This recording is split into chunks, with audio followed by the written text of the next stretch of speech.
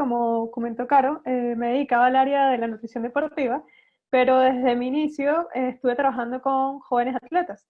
Entonces, eso me permitió ejercer muchísimo tanto en lo que es la parte práctica con jóvenes deportistas, como posteriormente en mi andar por el fútbol profesional, buscar siempre indagar, estudiar y sobre todo profundizar sobre el tema de lo que es la nutrición, en este caso deportiva, para jóvenes deportistas. Así que vamos a chequear algo acá. Voy a acomodar esta parte para que se vea así chiquitito y allí estaríamos. Ahora sí. Entonces, básicamente el mundo de la nutrición deportiva, hay mucho que se habla, pero sobre todo casi todos los estudios están orientados a lo que son los adultos. Y esto es importante que lo tengamos claro porque en principio, muchos de los estudios que de hecho yo les voy a comentar acá más adelante están basados en recomendaciones nutricionales para adultos y que posteriormente se ha visto que pueden ser aplicadas para jóvenes. Pero lo que más pasa es que cuando uno empieza a indagar en el mundo de la nutrición deportiva de jóvenes, uno se imagina que en consulta van a llegar niños, como por ejemplo estos, que en este caso, ok, es el niño flaquito, quiere subir de peso, o que en este caso quiere mejorar su condición. O cuando ya te imaginas nutricionista deportivo de niños, como cómo es eso, ¿no? Y yo siempre pongo esta imagen cuando hablo de este tema porque un principio la gente se imagina como ajá, los deportistas chiquititos. Pero la verdad es que cuando te dedicas a lo que en este caso hago yo, que es la nutrición deportiva para niños, lo que te llegan son atletas como este, que para nada son chiquitos, que para nada aparentan ese aspecto de niño que uno se imagina, o bien eh, te puede pasar que más bien te caes en la disyuntiva, es decir, verlo como niño o como adulto.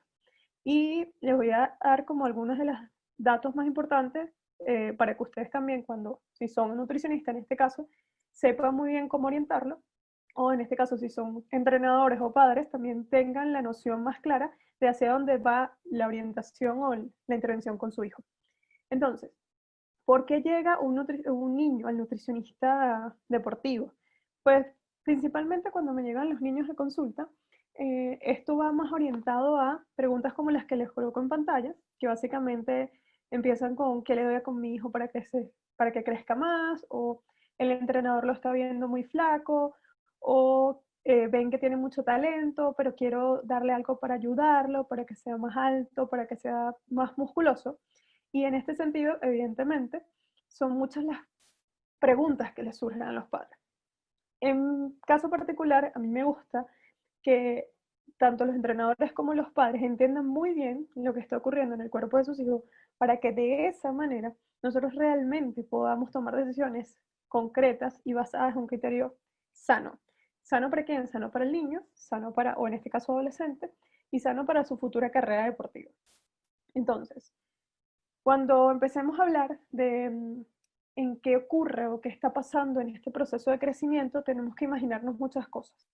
Fíjense lo increíble o lo capaz que es el cuerpo, aun cuando está todavía en etapas de crecimiento, de ejercer movimientos, no solamente movimientos, sino también destrezas tácticas y técnicas de deportes que son bastante específicos, en este caso el clavado, que aun cuando sus cuerpos no están al 100% desarrollados, van realizando de una forma con mucha alta precisión y calidad.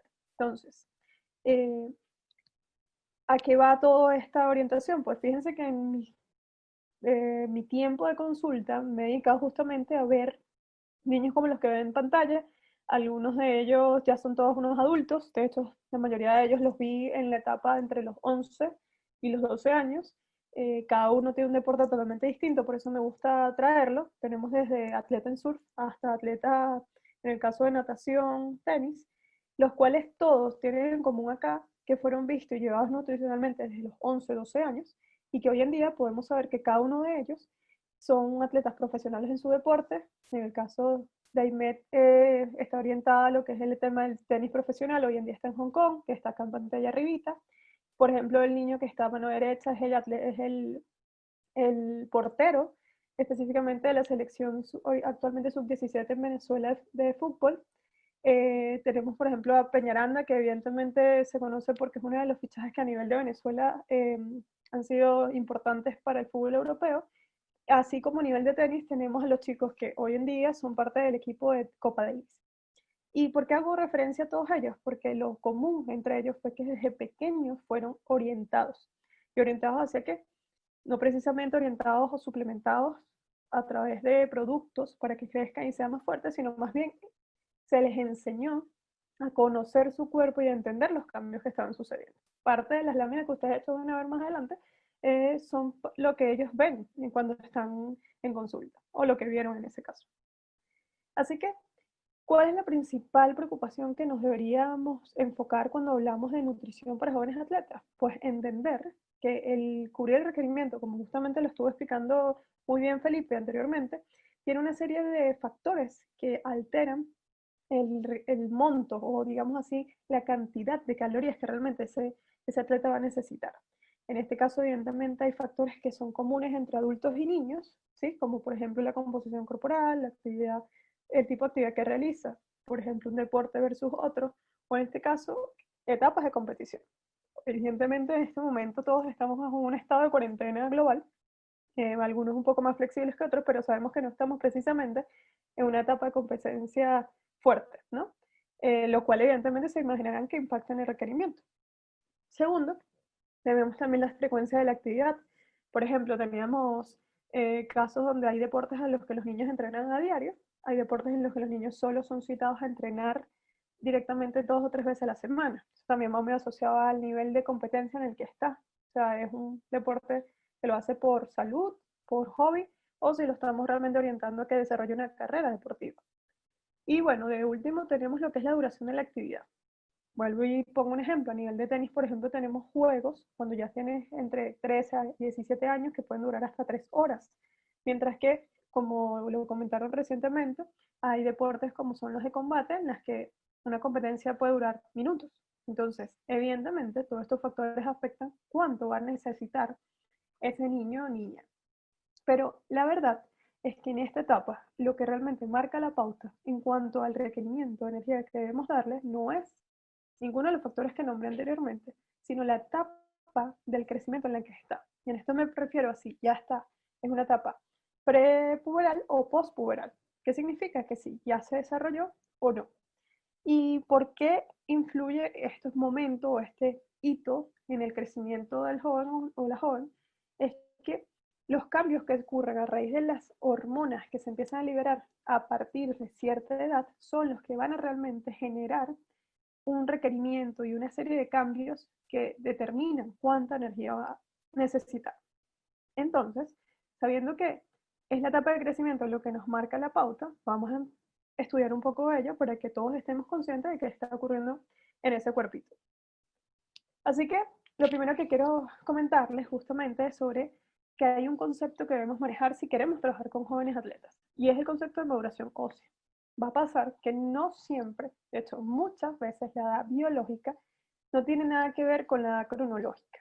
Por ejemplo, podemos encontrar a niños que aparentemente en su cédula dice, o en su RUT, como dicen en Chile, dice que tiene 15 años, pero resulta que lo ves y en apariencia fácilmente podríamos pensar que está cerca de los 18 o 19 años.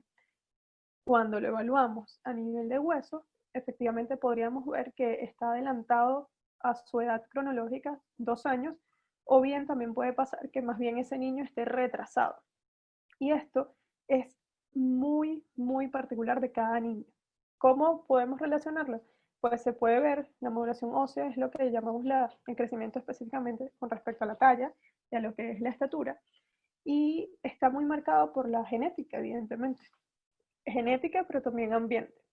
Entonces, cuando me llegan y me dicen, pero es que mi hijo está como más pequeño que los otros, o en este caso versus su categoría suele ser el más pequeño, también le pido a los padres que se pregunten cómo fue su proceso de crecimiento. ¿Y a qué me voy con esto? Pues el proceso de crecimiento específicamente se refiere a qué edad el papá, sobre todo si son niños, eh, tuvo su crecimiento longitudinal, ¿a qué edad creció más? Entonces también les pregunto, ¿a qué edad cómo les ha ido durante el año pasado con respecto al uniforme, que es un factor fácil de medir con respecto a la ropa, cómo le está quedando la ropa, y así ellos puedan ver, más allá de la estatura, si está creciendo o no. Evidentemente, hay que saber cuando estamos frente a un retraso o a un adelanto. Cuando hablamos de retraso, eh, debemos entender que el retraso se determina por un estudio. El estudio es una placa de mano izquierda que se realiza por especialistas radiológicos que al compararlo con el atlas de estatura o en este caso de maduración que tenga el país, podamos poder ver o determinar la edad ósea que tenga ese niño. Con esa edad ósea, nosotros podemos saber específicamente qué es la edad de sus huesos. Si ese niño versus la edad cronológica, la edad de cédula, tiene más de 2 años en su edad ósea, significa que está adelantado a su edad. Si por el contrario tiene menos de 2 años versus su edad, estamos hablando de un retraso. ¿Cuándo se piensa que es patológico? Cuando es más de 2 años. Hasta 2 años podría decir que es normal, pero más de 2 años, por ejemplo, tiene 3 años de adelanto óseo, está asociado a patologías diversas que no vienen al caso, pero que es importante que sea digno de una evaluación adicional. ¿Ok? Entonces, si nosotros nos adentramos en el mundo de la nutrición deportiva de jóvenes, es importante que hagamos este tipo de evaluación, que contemos con este parámetro, este valor, para nosotros saber si este atleta está adelantado, retrasado o si va acorde a su fecha de nacimiento. Fíjense que de hecho esto que trae muchos problemas a nivel de deporte porque pasa mucho en niños, incluso se le hace mucho bullying por lo general a los que son los niños, que suelen ser más altos de lo que les corresponde para su edad, porque los tildan de tramposos, porque se les dice que se están haciendo trampa no solo el equipo, sino los mismos padres, y muchas veces, sin pensar que pueda existir lo del techo de la trampa, pasa que simplemente están más alto de lo que su grupo está. Fíjense esta foto en la que estas niñas perfectamente pertenecen a la misma categoría, pero es evidente el tamaño de la niña de la derecha. Así que, ¿cómo se ve el sentido? Y fíjense que es importante que se den cuenta que no ganó. Así que eso no determina que específicamente vaya a ser la mejor o el mejor en su deporte. Así que sabiendo esto, tenemos que tener claro el segundo concepto. Y el segundo concepto se refiere a la maduración sexual. La maduración sexual es algo específicamente que se tiene que ver con la capacidad o el momento en el que ya ese niño o niña es capaz de reproducirse. Es decir, en el caso de las niñas se ve marcado, es bastante fácil de identificar porque se marca por la aparición de la menstruación o inicia con la menarquia, y en el caso de los hombres principalmente se asocia a la aparición de caracteres, principalmente el vello, crecimiento facial de vello o incluso en la zona del pubis, que en este caso, si bien los nutricionistas no hacemos este estudio, nosotros cuando medimos, cuando hacemos ciertas evaluaciones, podemos identificar algunos cambios o aparición de caracteres sexuales secundarios, pero que sobre todo son evaluados por su pediatra. Así que, en principio, lo que me importa que entiendan en la maduración sexual no es ir a identificar cada uno de los cambios que van a hacer, porque no todos tenemos el permiso ni tampoco las habilidades para hacerlo.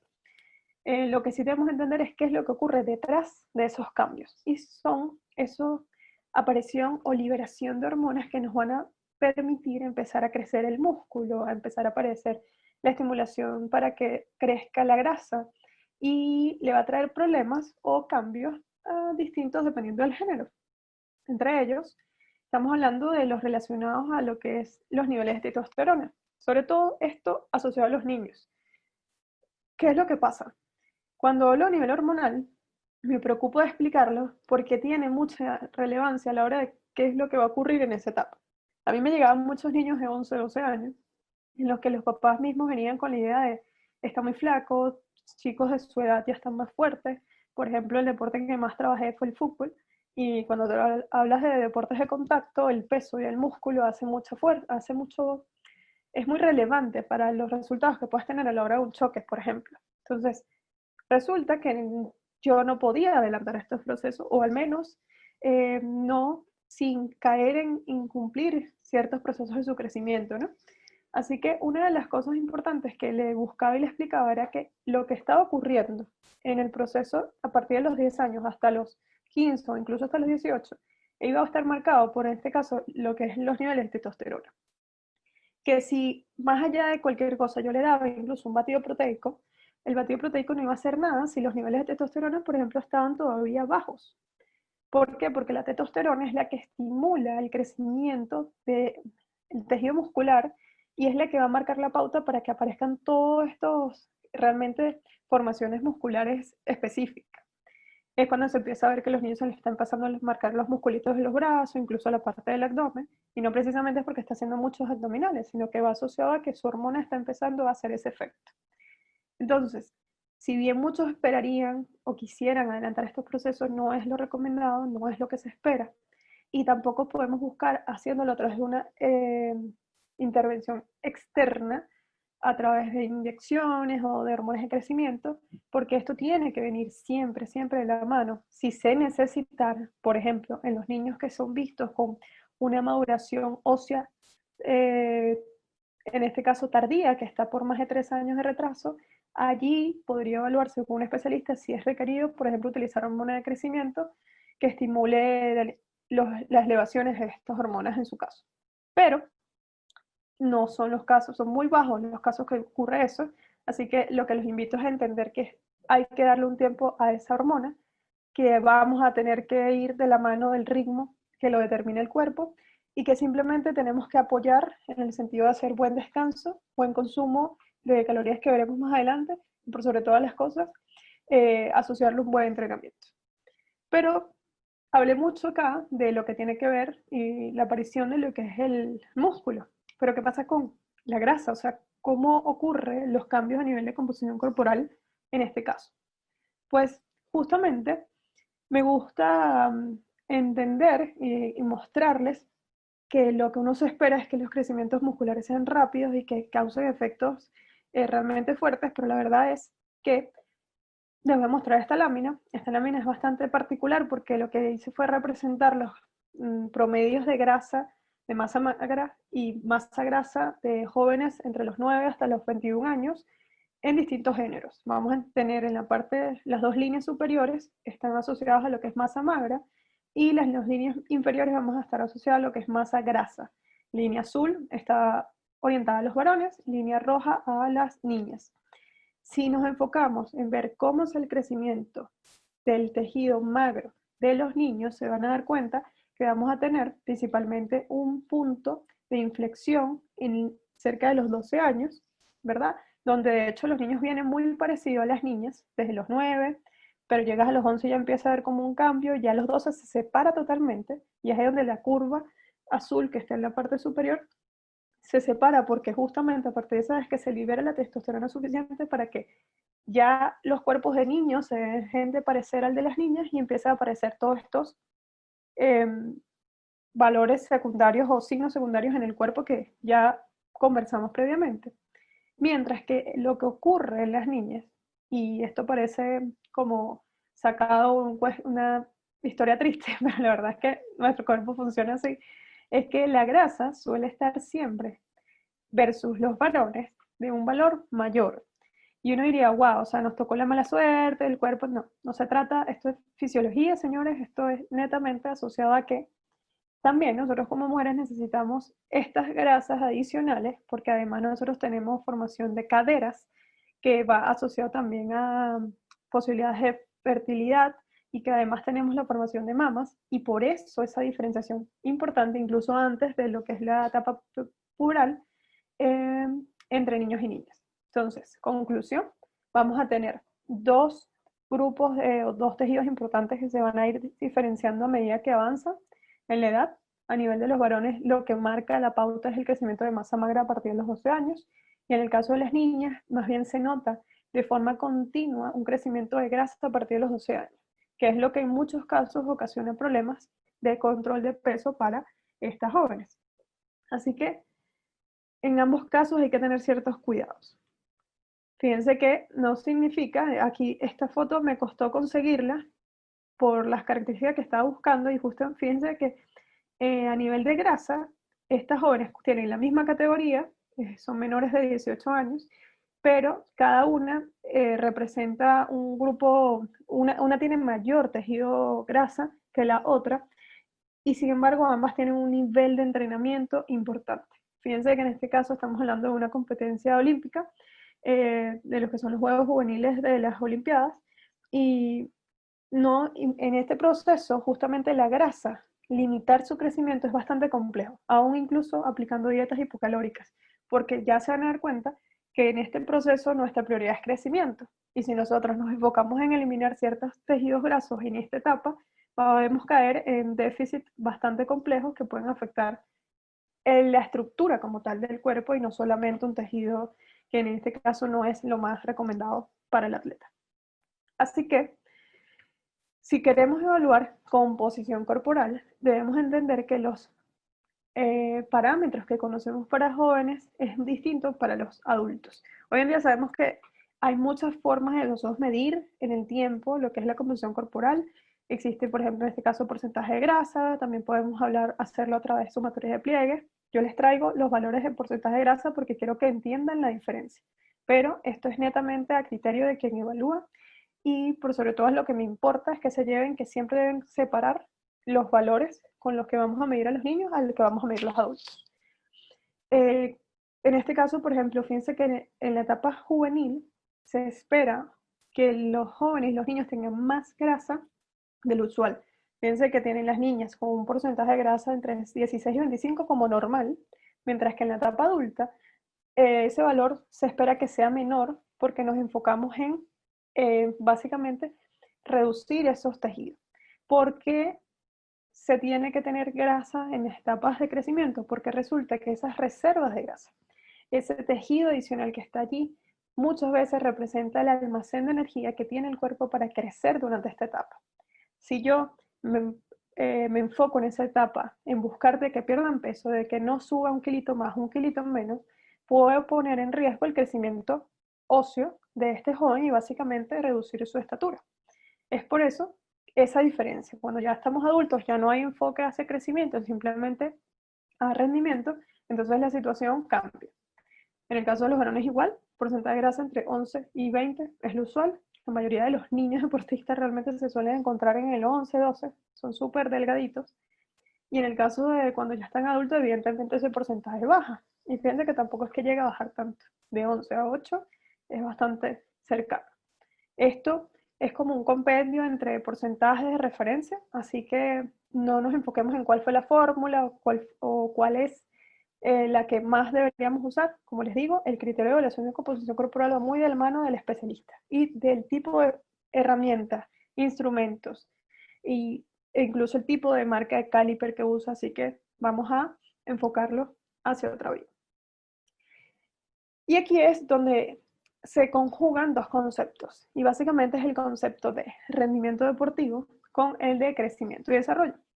Pues bien, resulta que los estudios que buscan entender el proceso de crecimiento y de cómo eso puede afectar el rendimiento deportivo han determinado dos momentos clave. El primer momento clave está relacionado al momento, o digamos decir, el año antes de que ocurra el pico de crecimiento o el momento de crecimiento más fuerte. ¿Cómo lo podemos saber? Existen algunas herramientas, vamos a decir, fórmulas que se han determinado, incluso algunas no invasivas, como lo es el método canadiense, en la que a través de una medición de estatura, sentado, colocado una fórmula con otra serie de datos, te permite saber bastante cercano cuándo va a ocurrir ese momento de crecimiento más importante. ¿Por qué no importa? Porque piensa que el pico de crecimiento en este niño empieza pues la línea de puntos negros y su rendimiento está básicamente en el caso de, específicamente en el caso de la línea verde, ¿no? Entonces, si lo vemos como línea verde, como rendimiento deportivo, es súper notorio que está el caso de que hay un bajón entre los 11 y los 12 años, ¿no? Entonces, si entre los 11 y los 12 años es que hay un bajón, piensen ustedes, ¿a qué se puede relacionar esto? ¿Qué está asociado en esa etapa? ¿Qué ocurre en ese momento específico? Bueno, justamente lo que ocurre es que el cuerpo está específicamente enfocado en crecer, en formar tejido, en este caso muscular, óseo, que no precisamente le permite al cuerpo enfocarse en recuperarse, por ejemplo, en entrenamientos o enfocarse en técnicas que anteriormente podía. Les pongo un ejemplo. En esta etapa, por ejemplo, en el fútbol, veíamos niños que eran específicamente como las joyitas del equipo, los mini Messi de nuestros equipos, y resulta que en esa etapa como que no saben absolutamente nada del deporte. O sea, cómo es que un niño que sabía driblar o sabía hacer ciertas técnicas, repentinamente dejó de hacerlo. No es que él haya perdido sus destrezas, es que pongámoslos en contexto. Cuando un niño empieza a crecer, suele pasar que crece primero los huesos, ¿ok? Se estiran los huesos. Y luego es que hay una adaptación muscular, porque como vimos, primero, justamente el proceso de crecimiento, lo que va después es se van aumentando son los niveles de testosterona, que son los marcadores que determinan el crecimiento muscular. Entonces, crece hueso primero y luego crece músculo. Y con músculo después me refiero a tendones, ligamentos. Y básicamente lo que ocurre es que hay un efecto como de liga, le dicen. Es como que si yo tenía un tenía un hueso corto, ahora tengo un hueso largo, que además estiró el ligamento, estiró el músculo y se ponen como torpes. Básicamente tienden a caerse más, tienden a no poder mantener un drible en el fútbol específicamente.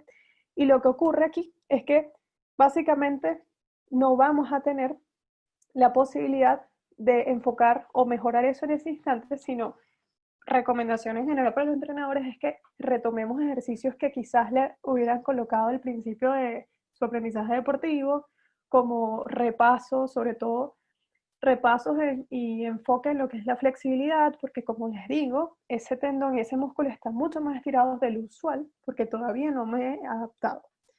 Incluso llegamos a ver niños en los que es tan rápido el estirón de hueso que se llega incluso hasta, lo podemos ver como de forma externa con lo que son estrías en piel. Imagínense eso mismo, pero a nivel muscular, o sea, cómo ese músculo que está ahí completamente estirado puede hacer el mismo efecto. Esto es algo que ocurre relativamente rápido, no es algo que podríamos decir que va a ser eterno. Fíjense que puede pasar en un tiempo corto a partir de un año. Así que seamos pacientes, no seamos precisamente los que juzguemos a los chicos diciéndoles, oye, ya no juegas bien o perdiste cualidades, sino simplemente expliquémosles, mire, estamos en una etapa en la que ustedes están, su cuerpo ahorita necesita mucha energía enfocada en este caso, crecimiento. Y que tenemos que ser más cuidadosos incluso con la parte de entrenamiento para que el cuerpo realmente no lo vea como un desgaste, sino más bien como un aporte. ¿Ok? Entonces, entendiendo esto, tenemos las etapas críticas desde los 11 años hasta los 14 años, en la que lo que es entrenamiento y crecimiento tienen que ir de la mano. ¿Y cómo lo podemos hacer que vayan de la mano? Específicamente, regulando tipos de entrenamiento, ajustando muy bien el consumo calórico para que no haya ningún tipo de déficit allí y por sobre todo, entender que hay que tener mucha paciencia en estos procesos. Así que ya hablé de cómo es el proceso crecimiento, cómo se relaciona el rendimiento y qué debemos saber a nivel de conceptos para entender lo que en este caso es qué va a necesitar para su tratamiento nutricional. Pues bien, esta lámina para mí ha sido como épica. Yo de hecho la he usado del día uno que la encontré y me funciona mucho. Para que algunos que si no la saben de dónde salió esta imagen fue tomada durante los Juegos Olímpicos de 2012, si mal no recuerdo, que básicamente se le pidió a un atleta que colocara en la mesa lo que él solía comer durante 24 horas. Así que por eso es que ven algunos tipos de comida como un sándwich, pasta con salsa de tomate, porciones de, por ejemplo, salmón, pescadito, arroz, garbanzos y algunos otros frutos secos. ¿Qué es lo que me importa que vean de aquí? Que la pregunta que yo les suelo hacer a los atletas al momento que llegan es básicamente orientada a lograr una educación nutricional que marque un antes y un después en esa intervención que yo estoy haciendo en ellos. Mi pregunta siempre era, ¿qué alimentos ves allí? Que, por ejemplo, ¿hay allí bebidas gaseosas? La respuesta obviamente es no. ¿Hay frutas? Sí. ¿Hay alimentos en bolsita? Por ejemplo, hay snacks, no sé, galletitas, doritos, algo de eso allí? No. ¿Qué te hace pensar que ese atleta, por qué ese atleta no lo come? Y ahí el mismo niño, que son súper reflexivos, que son súper profundos en esa edad, te dicen como, ciertamente, Quizás no lo hace porque no le va a hacer bien. ¿Y por qué no le va a hacer bien? Bueno, porque está en competencia. Y tú, cuando tú vas a competir, tú quieres estar en tu mejor momento. Así que de esa manera ellos caían automáticamente en cuenta de que, wow, porque entonces si él no lo hace, porque yo lo hago, si yo quiero, en un futuro quiero ser como él. Entonces, evidentemente, esto es una mesa que se adapta a cada país, que les explicaba que, por ejemplo, si es en Chile, capaz vamos a tener en vez de el desayuno, capaz no es arroz con garbanzos, sino que va a desayunar, en este caso, un pancito con palta y huevo, pero que siempre se va a poder adaptar a una buena alimentación. De esta manera, vamos a ver que lo más importante en esta etapa va a ser la educación nutricional que nos permita a futuro lograr tener el conocimiento suficiente para que ese joven realmente aprenda a comer como un atleta en el futuro. Entonces, en este sentido, lo que más podemos enfocar en el proceso de crecimiento es entender que vamos a estar como en una lucha de poderes, porque lo que sea que se construya en esta etapa va a ser la estructura general que vamos a tener en ese atleta a futuro.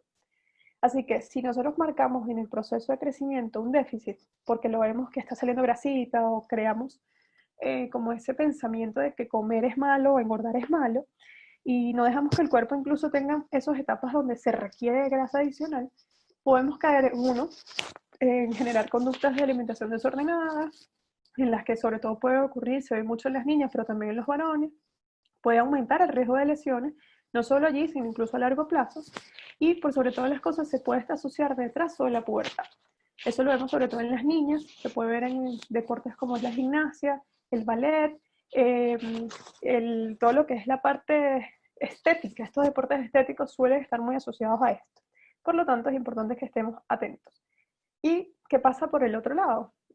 Son niños, los niños gorditos son más sanos, los niños tienen que comer todo lo que quieran, tampoco es la idea, porque la verdad es que nosotros estamos ahí como en una lucha. En este proceso, si los promovemos que durante su etapa de crecimiento ellos no controlen bien sus ingresos de comida, vamos a poder desencadenar un proceso que es inevitable y es que desarrolle un sobrepeso o una obesidad en adultos, que aumente el riesgo además de lesiones, pero por lo contrario, por exceso de peso, y que además te pueda desarrollar a futuro una diabetes, una hiperlipidemia. Entonces, en función de esto, nosotros debemos entender que promover un consumo excesivo no va a ser la idea, pero sí que mantengamos un balance. Para eso, evidentemente, estarán las fórmulas, estará el cálculo, que bastante énfasis hizo Felipe anteriormente, que en este caso hay que hacer la adaptación para jóvenes, pero que por sobre todas las cosas debemos luchar en que se mantenga un equilibrio tanto a nivel psicológico como un equilibrio a nivel de ingesta. ¿Qué me refiero con esto? Específicamente a que es súper importante que nosotros enseñemos desde esta etapa la importancia de lo que es la densidad calórica de los alimentos. ¿Qué busco con concepto de densidad? En esta etapa son súper comelones y evidentemente ya vimos que el gas en el crecimiento les va a demandar mucha energía. Por lo tanto, si nosotros los enseñamos a comer desde esta etapa, a que hay alimentos que te van a hacer sentir más lleno, como por ejemplo los vegetales crudos versus una ensalada de papa con en este caso zanahoria, mayo y cualquier otra grasa que se nos interponga en el camino, evidentemente vamos a ir creando una base. Porque ese exceso de apetito, esas ganas de comer constantes que le suelen dar a los atletas, señores, no se elimina, o sea, eso no se suele ir mágicamente, porque es que ya soy adulto y yo sé controlarme, no. La verdad es que eso se mantiene en el tiempo y solo si somos lo suficientemente inteligentes para tomar buenas decisiones, es que lo vamos a poder lograr. De hecho, les pongo un caso ejemplo. En mi carrera de nutricionista tuve un caso muy particular de un jugador que tuvo la destreza y el talento para llegar a equipos maravillosos como por ejemplo el River, luego posteriormente llegó un equipo en este caso en Brasil, el Corinthians, y posteriormente de ese equipo llegó al equipo donde yo estaba trabajando en Venezuela. Eh, Evidentemente, algo había en este jugador que le permitía ser visto por estos grandes equipos, pero que lo hacía de alguna manera terminar regresando a sus equipos de base donde prácticamente se formó. ¿Y por qué pasaba? Pues resulta que ese joven se formó en un estado de déficit calórico continuo, no por decisión propia, sino porque su familia era de bajos recursos y si bien el niño tenía muy buen talento, buscaban que entrenara y entrenara de una forma en la mañana en un equipo, en la tarde en otra, solamente comía el almuerzo porque no era muy buena la situación económica en la casa. Eso no hizo que afectara su rendimiento, pero sí hizo que la fibra muscular que se formara de mala calidad. Y aun cuando él entraba a estos grandes equipos, ese músculo era muy fácil de romperse. Se hacía lesiones sumamente rápido. En menos de 6 meses de un trabajo de alta intensidad, él automáticamente rompía. ¿Qué era lo que estaba pasando allí? Bueno, básicamente lo que ocurría era que su fibra ya había sido formada de esa manera, así que lo teníamos que enfocar a mantenerlo en buen estado, siempre cuidando que tuviéramos prevención de lesiones. Así que fíjense lo que puede ocurrir solo por tomar malas decisiones nutricionales en la etapa de crecimiento. Así que este concepto no es solo para niños, el controlar y utilizar el concepto de control de la densidad calórica, diseñando los alimentos que te hacen sentir mejor a nivel de saciedad, es muy importante. De hecho, esta es una guía basada en Preynal del GSSI que básicamente te orienta en función de la cantidad de calorías que tenga un alimento y también de la cantidad de fibra.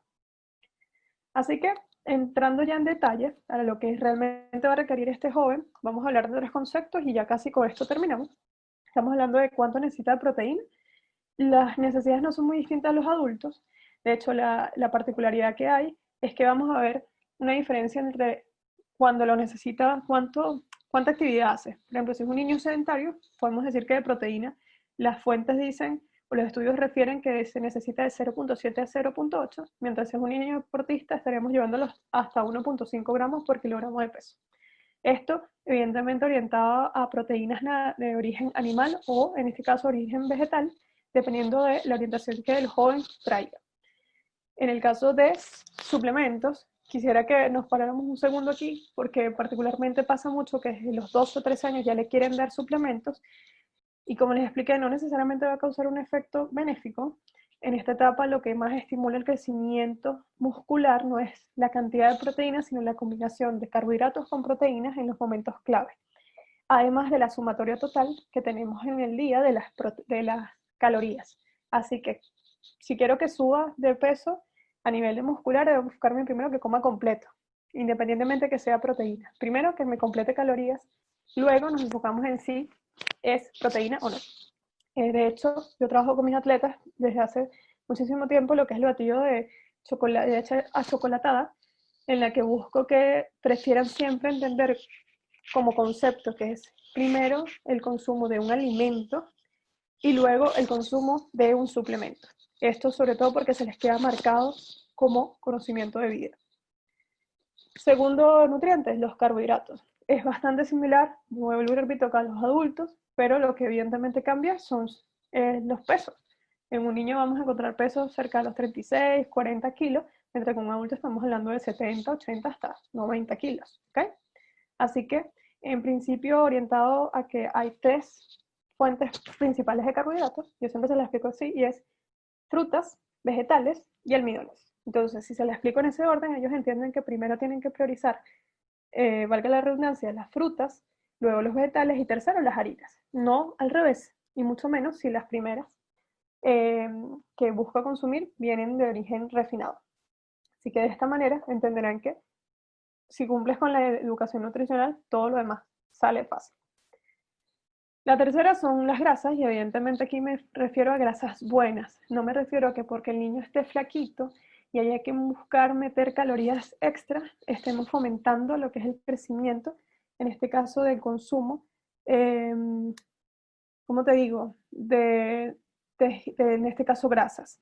Así que específicamente, ¿qué voy a buscar con esto? Bueno, vamos a enfocarnos en grasas buenas como lo que es la palta o el aguacate, el aceite de oliva o aceite en este caso que te permite hacer un aceite menos de fritura. Y me refiero a menos de fritura al que utilizarías para colocar evidentemente unas papas, por ejemplo. Si buscas darle esa consistencia crujiente y además brillante, que evidentemente fomenta que los niños coman más, y en estos casos que son de bajo apetito te puede hacer ayudar, puedes utilizar las mismas papas incluso, pero al horno, y también puede quedar crujiente y súper rica. Así que en este caso no hay un requerimiento ni para adultos ni para niños de grasa específicamente. Se habla de que un 20 o un 30% sería suficiente. Y ahora, un punto importante, que es que ¿les debo, por ser deportistas, dar vitaminas? Pues la respuesta a esto es, sí debe tomar vitaminas, pero no en la presentación artificial necesariamente. Porque de hecho, si lleva una buena alimentación, él va a poder cubrirlas a partir de eso. Por eso él me hacía énfasis en los carbohidratos, en que eran frutas, vegetales y luego almidones. Porque de esta manera así vamos a priorizar estos alimentos ricos en vitaminas. Por ejemplo, una vitamina que se toma mucho o tienden a vender mucho en farmacias para niños es la vitamina C. Incluso la venden en gomitas, en presentaciones súper cool para los niños, para que se las coman, pero la verdad es que si nosotros tomamos decisiones en función de los alimentos que vaya a comer y nos ponemos creativos, con detalles como incorporar, por ejemplo, perejil en el arroz, o hacerle un pimentoncito relleno a la semana, o ponerle una crema de brócoli si no le gusta el brócoli en porción, puedo perfectamente valerme de darle la vitamina que necesita, ¿ok? De hecho, sobre todo en acá en Chile, que tenemos frutas como el kiwi, tenemos frutas básicamente que te las da la naturaleza para la época, para encontrar que tenemos muy buenas opciones para evitar la pastilla. Porque recuerden, estamos creando hábitos. Si desde pequeño le digo, tómate la pastilla pues, y va y cómete la papa frita, imagínense qué va a hacer cuando sea adulto. Así que crean que lo que hacen ustedes ahorita como padres o entrenadores va a marcar un cambio en el futuro. Y con eso cierro. De hecho, para mí es importante que se vayan con 4 cosas, y es, la primera, que el crecimiento es el que marca la pauta. No es el deporte, no es que es futbolista, no es que le hace tenis, no. Es el crecimiento el que marca la pauta. Y es lo primero que deben evaluar o buscar de evaluar en el caso de ir a buscar una pauta nutricional.